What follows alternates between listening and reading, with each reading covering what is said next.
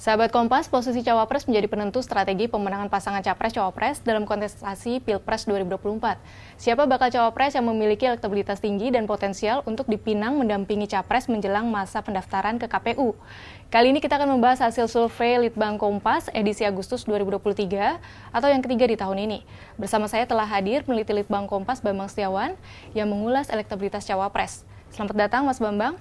Ya, selamat. Ketemu lagi Mas. Langsung saja Mas Bambang, tiga teratas elektabilitas Cawapres. Ada Ridwan Kamil, Sandiaga Uno, dan Erick Thohir. Mereka sama-sama elektabilitasnya di angka 8%, Mas.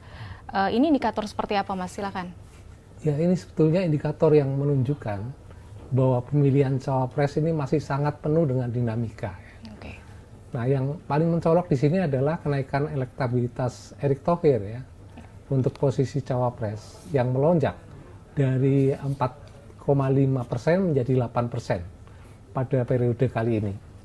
Nah, sementara untuk Ridwan Kamil dan Sandiaga Uno itu relatif menurun dari yang sebelumnya. Dan turunnya Sandi cukup mengubah posisi sebetulnya. Dari ranking yang sebelumnya teratas ini menjadi ranking kedua. Dan sekarang Ridwan Kamil berada di posisi atas gitu. Sekarang kita bahas satu-satu Mas, sosok Sandiaga ini kan dia tadi statementnya adalah turun 3% seperti itu. Padahal sudah bergabung dengan P3 dan mengusung Ganjar. Faktor apa nih Mas yang membuat elektabilitasnya Sandi menurun? Ya, betul. Jadi elektabilitas Sandiaga Uno itu turun dari 11,9% pada Mei lalu menjadi 8,2% pada Agustus ini ya. Ini kemungkinan karena belum ada tanda-tanda dari PDIP untuk menjatuhkan pilihannya kepada Sandi ya. Dan selain itu kemungkinan ini juga karena pergerakan Sandi ya yang menjadi makin terbatas di internal partai. Jadi Sandi relatif tidak sebebas sebelumnya ketika belum bergabung dengan partai ya. Sekarang menjadi lebih terikat dengan partai, dengan P3 gitu ya. Dan ini bisa saja pengaruh. Kita lihat sebetulnya pengaruh seperti ini tidak hanya terjadi pada Sandi, tapi juga beberapa bakal cawapres lainnya kadang-kadang menjadi tersandra. Gitu. Apakah hal ini juga terjadi dengan Ridwan Kamil Mas yang sudah masuk di Golkar? Betul, jadi posisi Ridwan Kamil ini mirip dengan Sandi juga. Relatif menjadi terkunci ya. Hampir sama dengan saya bilang tadi Sandi. Setelah Ridwan Kamil masuk ke Golkar ini memang elektabilitasnya justru cenderung stagnan bahkan turun pada periode kali ini.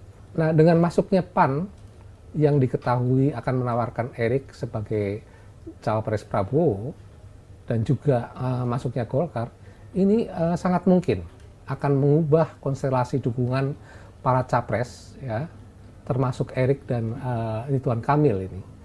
Berarti kandangnya koalisi PKB dan Gerindra dengan bergabungnya PAN dan Golkar itu mereka sudah mengamankan posisi capres dan cawapres mungkin ya? Pilihannya maksudnya sudah ada seperti itu Mas? Ya sejauh ini masih berebut pengaruh untuk posisi itu ya. PKB belum menyatakan dia merelakan untuk ke yang lain secara terbuka. Saya tidak tahu kalau di dalam mungkin sudah ada kesepakatan. Tetapi yang jelas masing-masing masih berusaha untuk menyodorkan calonnya masing-masing. Belum ada yang definitif. Seperti tadi statement yang pertama di awal, Erick Thohir ini melesat menjadi 8% seperti itu. Apa penyebabnya? Apakah Erick bisa disebut sebagai bakal cawapres terkuat karena mengingat dia belum bergabung dengan parpol manapun? Ya, kita melihat pergerakan Erick ini memang menunjukkan pergerakan politik yang kian lincah ya. Nah, di sini kita bisa melihat beberapa kali dia bertemu dengan Prabowo, kemudian bertemu dengan Ganjar. Nah, di samping itu juga penting, ini makin terlihat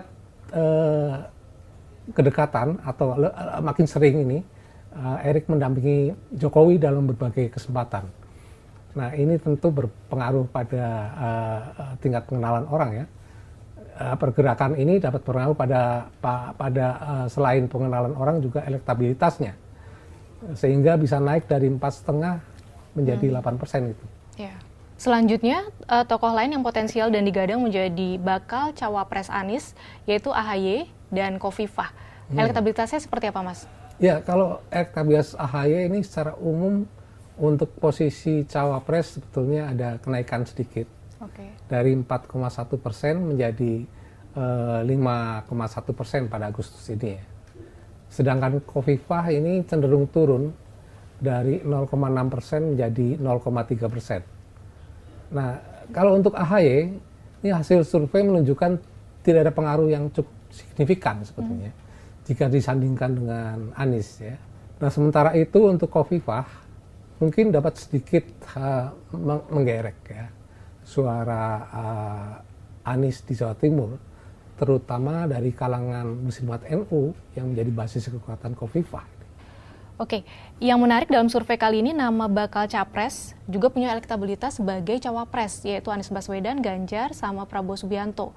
Apakah ini menjadi indikator peluang kontestasi mendatang diikuti dua pasangan capres-cawapres? Ya. Atau ada koalisi yang melebur, capres melebur menjadi capres-cawapres, Mas?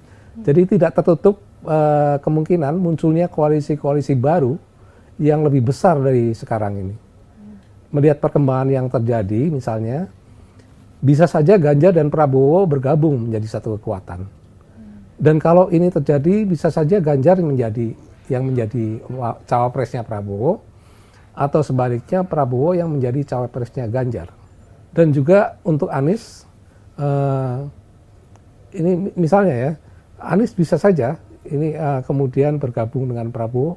Kalau dinamika politik ke depan ini bergerak ke sana, ini juga mungkin. Nah, kalau ini terjadi misalnya koalisi Anies dan Prabowo, ini posisi Anies kemungkinan lebih sebagai cawapresnya Prabowo. Tapi ini membuat memang kekuatan besar ini lebih mungkin untuk menghadapi Ganjar secara lebih mudah. Karena kekuatan ini sudah terbentuk cukup lama sebetulnya, cukup solid. Ya. Selama ini kan yang kita tahu dan kita dengar kan Prabowo dan Ganjar, tapi ternyata ada kemungkinan juga Prabowo dan Anies seperti itu ya, Mas ya? Sangat mungkin. Sangat mungkin juga ya. Yang terakhir dari Mas Bambang, apakah cawapres sekarang ini ada cawapres yang disebut sebagai cawapres kuda hitam, Mas? Tokoh yang kuda hitam saya pikir ada dua ya, sekarang yang belum digadang-gadang ini, satu Gibran ya, yang kedua itu Mahfud MD. Yang memang tidak masuk ke dalam itu, tapi sangat mungkin dua orang ini nanti masuk ke dalam bursa cawapres ya. Nah, kalau kita lihat misalnya ya, ini MK memang belum memutuskan. Ya. Tapi kalau seandainya memutuskan, 35 tahun ini memang menjadi satu pasangan yang ideal untuk Prabowo ya. Saya berpasangan dengan Gibran. Karena ada 3 aspek yang vital itu terpenuhi di situ. Satu, aspek regenerasi. Regenerasi jalan. Ada yang tua, lalu ada yang muda gitu. Lalu aspek rekonsiliasi.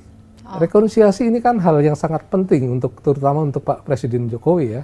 Yang ketiga, aspek legacy. Legacy ini juga terpenuhi. Nah, ini bisa mengejutkan. Lalu Mahfud MD itu juga di tengah situasi kebelumjelasan pasangan-pasangan yang ada, lalu berbagai pertimbangan politik ke depan, ini sangat mungkin figur ini misalnya bisa dipasangkan dengan Ganjar. Untuk memperkuat satu identitas baru dari pasangan. Karena terbentuknya pasangan kalau tidak menimbulkan identitas baru untuk masyarakat calon pemilihnya, itu semacam melempem gitu. Terima kasih Mas Bambang. Elektabilitas Cawapres sudah tersaji di survei Litbang Kompas Agustus 2023. Capres dan koalisi parpol mulai menghitung cermat peluang yang ada untuk memilih Cawapres. Dalam waktu dekat ke depan, kita akan melihat siapa pasangan Capres-Cawapres yang maju dalam Pilpres 2024. Oh ya, kami informasikan kalau survei Litbang Kompas ini sepenuhnya dibiayai oleh Harian Kompas atau PT Kompas Media Nusantara, tanpa sponsor dari pihak ketiga. Terima kasih, sampai jumpa.